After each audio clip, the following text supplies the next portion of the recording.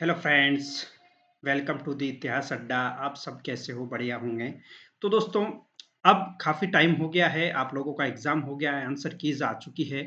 तो अब आप सबके सामने एक क्वेश्चन है कि क्या स्ट्रैटेजी होनी चाहिए जो स्पेशली बिगिनर्स है, जो एक ही बार में जेआरएफ निकालना चाहते हैं, या फिर बहुत सारे ऐसे स्टूडेंट भी थे, जिन्होंने जून का एग्ज़ाम दिया है, लेकिन उनका पेपर सही से नहीं बैठ पाया है। तो उन सब के लिए स्पेशली हिस्ट्री के बच्चों के लिए ये सेशन रहने वाला है, जिसमें बहुत अच्छे से हम पढ़ेंगे। एक नई स्ट्रैटेजी के साथ में जो नए क्वेश्चंस बने थे, नए पैटर्न के, उनको समझेंगे, और जो अभी एनटीए का पूरा पैटर्न है, उसको डिटेल से एनालाइज़ करेंगे, समझेंगे कि किस तरीके से हमें शुरुआत करनी है और कैसा करना है। मैं 100% आपको विश्वास दिला सकता हूँ कि अगर इस स्ट्रैटेजी को आप लोगों ने फॉलो किया, तो आप 100% जेआरएफ निकाल पाएँगे। और इन सभी के लिए अपडेट्स के लिए आप Suresh sir updates channel join कर लें, इतिहास अड्डा का चैनल जॉइन कर लें, जिस पर आप सभी को क्लासेज मिलेंगी, फ्री ऑफ क्लासेज जितनी भी होंगी, इनकी पीडीएफ आपको मिलेगी। चैनल को भी सब्सक्राइब कर लें, जिससे आपको इस क्लासेज के बारे में जानकारी मिलती रहेगी। ठीक है? और अब आते हैं हम अपने मेन टॉपिक पर। ठीक है? जिसमें हम देखते हैं कि यूजीसी नेट दिसंबर 2025 के लिए हम पढ़ रहे हैं। तो जैसे सबसे पहला हमारा है कि 6 मंथ्स की स्ट्रैटेजी रहेगी लगभग अब से, क्योंकि आपके पास में 5 से 6 महीने हैं लगभग, और उसी के हिसाब से हमें पढ़ना भी है। हिस्ट्री की हम स्पेशली बात करें तो सबसे पहले हमें क्या करना है? सबसे पहले हमें अपना एक टारगेट सेट करना है, राइट? एक टारगेट सेट करना है सबसे पहले, और इस टारगेट सेट करने के बाद में क्या रहना चाहिए हमारे पास में? जेआरएफ को निकालने का एक प्लान रहना चाहिए, क्योंकि हम चाहते हैं सब क्या चाहते हैं? हम जेआरएफ क्रैक करना चाहते हैं। तो जेआरएफ क्रैक करना चाहते हैं, तो इसके लिए सबसे पहले हमें क्या करना पड़ेगा भाई? टारगेट के लिए टारगेट को हमने बना लिया, लेकिन सबसे पहले हमें क्या करना पड़ेगा? एक्शन लेना पड़ेगा। और एक्शन में सबसे पहले क्या करेंगे हम? एक्शन में सबसे पहले हम करेंगे भाई, यहाँ पर आते हैं, जैसे हमने एक्शन लिया कि हम जेआरएफ करना चाहते हैं, तो सबसे पहले हम क्या करेंगे? हमारा सिलेबस देखेंगे। सिलेबस देखेंगे। सिलेबस का आपको पता है क्या है सिलेबस में? सिलेबस में एंशिएंट हिस्ट्री पूरी, मतलब एंशिएंट, इसके बाद में मिडाइवल आ जाता है आपका। ये सब आपको पता ही है, अर्ली मिडाइवल, ठीक है?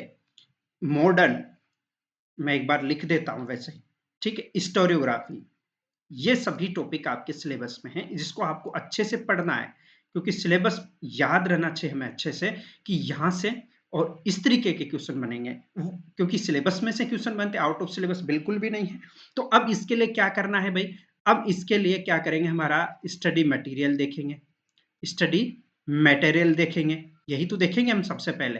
तो स्टडी मटेरियल क्या होना चाहिए? देखो दोस्तों, आप सबके लिए अगर इस सेशन को आप अच्छे से रखेंगे, ज्वाइन करेंगे, समझेंगे, तो आपके लिए बहुत फायदा होने वाला है। देखो, आप बुक्स ले सकते हैं, ठीक है? या फिर आप नोट्स ले सकते हैं, या फिर आप कोई अगर कोचिंग कर रहे हैं, तो वो आपको पता, उस पे रिलाई आपको करना है या नहीं, लेकिन कोचिंग ले सकते हैं। तीसरी चीज, बुक्स, नोट्स हो गए, टेस्ट, और सबसे इंपॉर्टेंट एक और चीज फिर आ जाता है अपना पीवाईक्यूज। ये सबसे महत्वपूर्ण चीजें अपने पास में होनी चाहिए हमें जेआरएफ क्रैक करने के लिए। अब बुक्स कौन कौन सी पढ़नी है, ये सब मैंने बताया है आपको। जैसे उपिंदर सिंह हो गए एंसेंट के लिए, मिडाइवल के लिए सतीश चंद्रा, एंड मॉडर्न के लिए बीएल ग्रोवर, परीक्षा वाणी, ये सब बुक्स है जिनका मैं अलग से एक सेशन लेकर आऊंगा, और उसको आप पढ़ सकते हैं, ठीक है?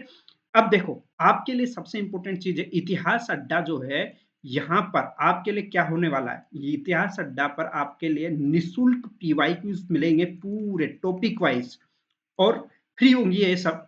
फ्री क्लासें होंगी डेली, इसके साथ क्लासेज भी आपको यहाँ पर फ्री में मिलेगी। तो अगर आप चाहते हैं जेआरएफ क्रैक करना, मैं गारंटी के साथ कह सकता हूँ, अगर इतिहास अड्डा को आपने रेगुलर फॉलो कर लिया, तो 100% जेआरएफ होगा। आप अपना नोट्स जानते ही हैं, सभी जो भी स्टूडेंट पहले पढ़े हुए हैं उन सबको पता है कि नोट्स कितने शानदार है, क्लासेज कैसी अपनी होती है।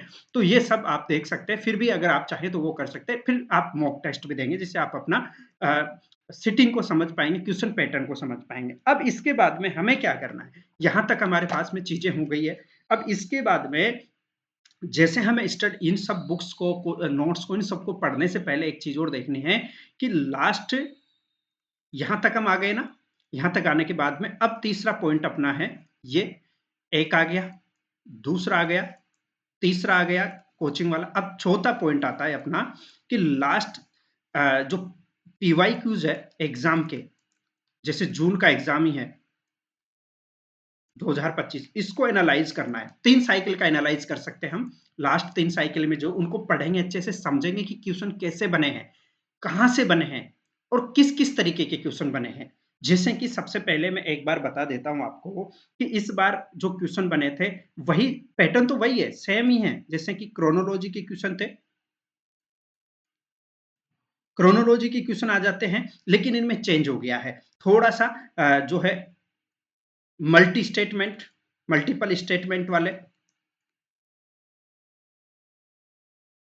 क्रोनोलॉजी में क्या था कि पहले सिंपली उठा के डाल देते थे, लेकिन अब क्रोनोलॉजी के क्वेश्चन बहुत गहराई से पूछने जाने लगे। डीपली आपको याद करना है फैक्ट को, कॉन्सेप्ट और फैक्ट दोनों चीजें यहाँ पर आपको याद करने हैं। इसलिए अच्छा स्टडी मटेरियल पढ़ना पड़ेगा। जो अब तक पढ़ते आ रहे थे उससे पार नहीं पड़ेगी। मल्टीपल स्टेटमेंट में एक और बहुत बड़ा चेंज हो रहा है दोस्तों, और ये चेंज ये हुआ है कि जो स्टेटमेंट पहले सीधे एक ही टॉपिक से आते थे, सिंपल लैंग्वेज में आते थे, अब क्या हो रहा है, अब एक चीज हो रही है कि यहाँ पर जो स्टेटमेंट है मल्टीपल टॉपिक्स से आ रहे हैं, अलग अलग टॉपिक से आ रहे हैं। लैंग्वेज उनकी बहुत जबरदस्त है भाई, और डीपली मतलब कोई भी टॉपिक उसके नीचे से अंदर से पूछा जा रहा है, वो काफी ज्यादा गहराई से पूछा जा रहा है, इसलिए इनको पढ़ना पड़ेगा आपको। ठीक है, इसके बाद में फिर आता है मैच द फॉलोइंग, है ना। मैच द फॉलोइंग वाले पैटर्न आता है,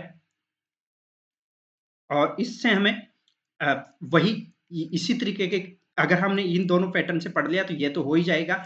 और फिर जो तीसरा आएगा हमारे सामने, वो आ जाता है चौथा, वो आता है वन लाइनर। वन लाइनर आएंगे। अब ये फायदा आपको पीवाईक्यू से पढ़ने से हो जाता है। वन लाइनर तो कुछ क्वेश्चन यहां से बैठ जाते हैं, तो ये हमें चीजें करनी पड़ेगी। इस बार के एग्जाम में ये सब चीजें आई थी, तो आपको ये पैटर्न रहेगा।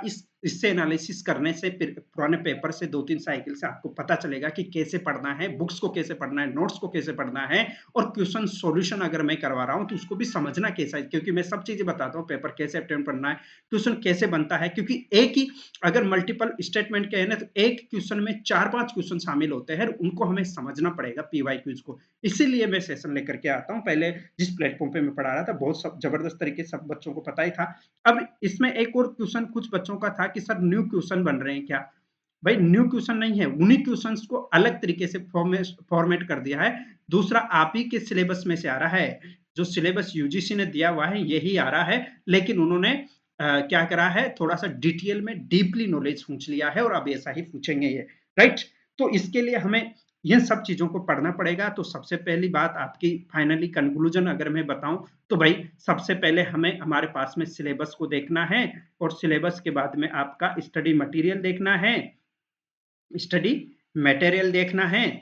और इसके बाद में फिर आपको स्टडी मटेरियल में पीवाईक्यूज आ जाता है, और फिर प्रैक्टिस करनी है, मॉक देने हैं, और मॉक देने हैं। और इसके लिए सबसे पहले आपको पेपर 1 पर भी ध्यान देना पड़ेगा। ध्यान रखना पेपर 1 को भी रखना है, लेकिन क्योंकि मैं हिस्ट्री बता रहा हूं, अब इसके लिए आपको कम से कम हिस्ट्री को ही डेली, टाइम मैनेजमेंट जरूरी है ना भाई, ये सब चीजें हम बिना ऐसे तो कर नहीं सकते हैं। इसलिए कम से कम 5 से 6 हार्स जो है ना, हिस्ट्री को हम पढ़े भाई।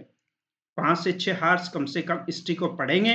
पेपर 1 को भी आपसे 2 से 3 घंटा पढ़ेंगे रेगुलरली, अच्छे से, तब जाकर के ये काम होगा। तो ये दोस्तों, ये एक प्लान है बहुत जबरदस्त आप लोगों के लिए, जिसको आप अगर इंप्लीमेंट करते हैं, अगर इसको फॉलो करते रहे, तो 100% मैं कह सकता हूं कि आपका जेआरएफ कोई नहीं रोकने वाला है। अब इसमें मेरी ये हेल्प रहेगी कि मैं एक तो आपको टॉपिक वाइज पढ़ाऊंगा इतिहास अड्डा पे, साथ ही साथ में आपके जो पीवाईक्यूज रहेंगे उनको डिटेल सोल्व करवाऊंगा। पैटर्न पे स्ट्रेटजीज कैसे हम तैयारी कर सकते हैं आगे, और कोई भी किसी भी तरीके की कोई भी बच्चे की प्रॉब्लम रहेगी उनके साथ हम जुड़ के रहेंगे।